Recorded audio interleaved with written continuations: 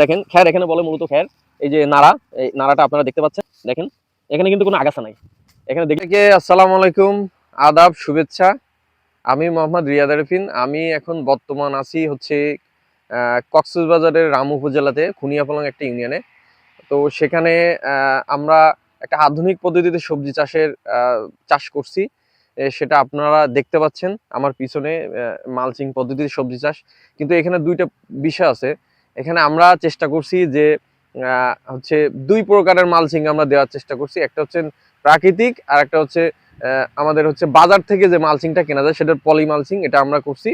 পাশাপাশি হচ্ছে আমরা যে জমির যে ধান হয়, ধানের যে খের, যে নাড়া বলে, এইটা কিন্তু আমরা জমিতে ব্যবহার করছি।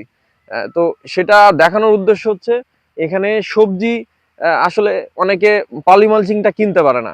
তো সেটার জন্য আমরা দুইটা অপশন রাখছি।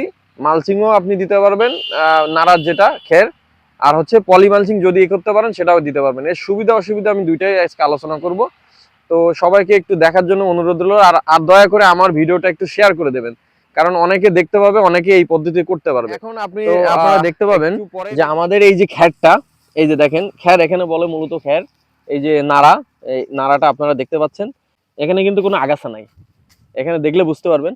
এছাড়াও বিভিন্ন এই যে জায়গাগুলো আছে, এখানে সব জায়গায় নাড়া দেওয়া, এই যে খ্যার দেওয়া।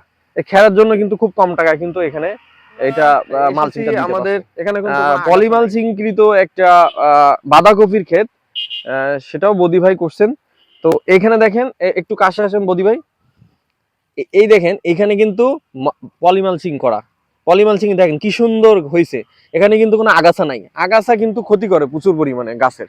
সে খাবার, ওই আগাছা খাবার খেয়ে নেয়, কিন্তু অরিজিনাল যে যে চারাগুলো, গাছগুলো হয়, সেগুলো খাবার নিয়ে আসার কারণে, খাওয়ার কারণে এইগুলো ভালো ফলন দেয় না। তো আপনারা দেখতে পাচ্ছেন এখানে কি সুন্দর হয়েছে, এখানে অনেক সুন্দর ফলন হয়েছে।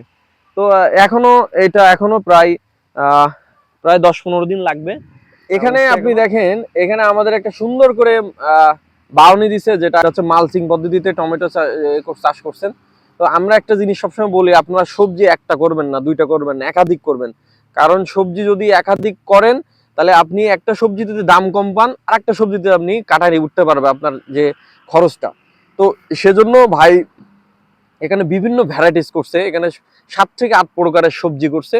তো পাশাপাশি এখানে আরেকটা মজার বিষয় হচ্ছে, আমাদের এখানে কিন্তু সূর্যমুখীও দেওয়া আছে চারিপাশে। এটা আপনাদের দেখাবো। জমির চারিখানা দিয়ে আমরা কি করছি, সূর্যমুখীর যে গাছগুলো আছে, সূর্যমুখীর এটাও সুবিধা হচ্ছে পোকা কিন্তু এর মধ্যে ঢুকতে পারবে না।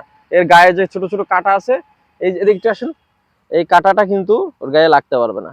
এই যে এখানে একটা ধার আছে, এই পোকা কিন্তু এখানে হয় না। তো দেখেন কি সুন্দর ফলন হয়েছে চারিখানা দিয়ে কিন্তু আমরা এটা করছি। করার উদ্দেশ্য হচ্ছে সৌন্দর্যও থাকবে, আর এখান থেকেও কিন্তু বিক্রিও করতে পারবে। হচ্ছে সূর্যমুখীর তেলও খুবই ভালো, উপকারী, অথবা বীজও অনেক পুষ্টি সম্পন্ন।